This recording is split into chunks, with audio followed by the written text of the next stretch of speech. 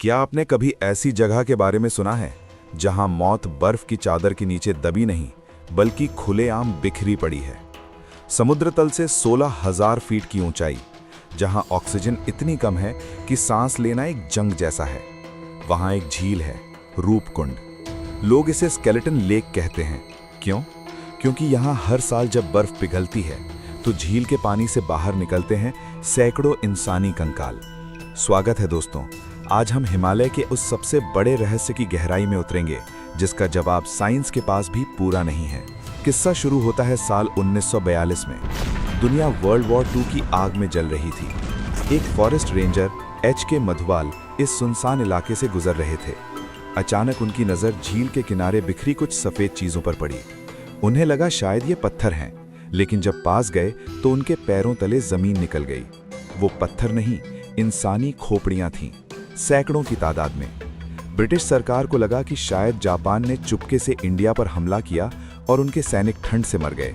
लेकिन जब उन हड्डियों की जांच हुई तो एक ऐसा सच सामने आया जिसने पूरी दुनिया के होश उड़ा दिए। वो हड्डियां 10-20 साल पुरानी नहीं बल्कि 1200 साल पुरानी थीं। अब सवाल ये था कि 850 AD में इतने सारे लोग एक साथ इस खतरनाक ऊंचाई पर क्या कर रहे थे?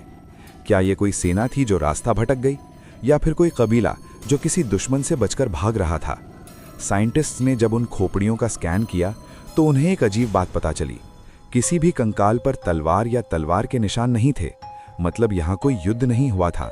लेकिन हर एक खोपड़ी के ऊपर एक गहरा गड्ढा था, जैसे किसी ने ऊपर से बहुत जोर से प्रहार किया हो। एक ऐसा हमला जो ऊपर आसमान से हुआ था। लेकिन आसमान से कौन हमला करेगा? अब यहाँ शुरू होती है वो लोक कथा जो उत्तराखंड के पहाड़ों में सदियों से सुनाई जाती है। पुरानी कथाओं के अनुसार कन्नौज के राजा जसधवल अपनी गर्भवती रानी और सैकड़ों नौकर चाकरों के साथ माता नंदा देवी की यात्रा पर निकले थे। पहाड़ों के नियम सख्त होते हैं, लेकिन राजा ने उन्हें नज़रअंदाज किया। चमोली के लोग कहते हैं कि राजा ने रास्ते में नाच गाने और शोर शराबे से देवी का अपमान किया। माता नंदा देवी क्रोधित हो गईं। कहते हैं उन्होंने एक ऐसा श्राप दिया कि आसमान से लोहे जैसे सख्त गोले गिरने लगे। वो इतने बड़े और भारी थे कि उनके सामने न कोई ढाल काम आई, न कोई गुफा। वो पूरा लश्कर वहीं ढेर हो गया। साइंस भी इस बात को मानती है कि वहाँ क्रिकेट बॉल जितने बड़े ओले यानी हेल स्टोन्स गिरे होंगे, जिनसे बचने का वहाँ कोई रास्ता नहीं था। लेकिन कहानी यहाँ ख़त्म नहीं होती। साल 2019 में एक मॉडर्न DNA टेस्ट ने इस मिस्ट्री को और भी उलझा दिया। रिपोर्ट में पता चला कि वहां सिर्फ इंडियन लोग नहीं मरे थे, उनमें से कुछ कंकाल ग्रीस और यूरोप के लोगों के थे। अब सोचिए, 1200 साल पहले यूरोप से लोग हिमालय की इस इतनी ऊंची झील तक कैसे पहुंचे? क्या वो कोई व्यापारी थे या फिर वो किसी गुप्त खजाने की तलाश में आए थे? इसका जवाब आज तक किसी के पास नहीं है।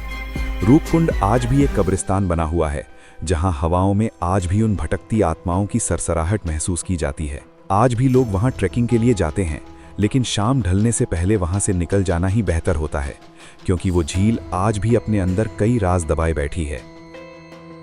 अगर आपको ये डॉक्यूमेंट्री पसंद आई हो तो कमेंट में ज़रूर बताएं कि क्या आप ऐसी रहस्यमयी जगह पर जाना चाहेंगे। अगली वीडियो में हम बात करेंगे एक और अनकही दास्तान की। तब तक के लिए सावधान रहें।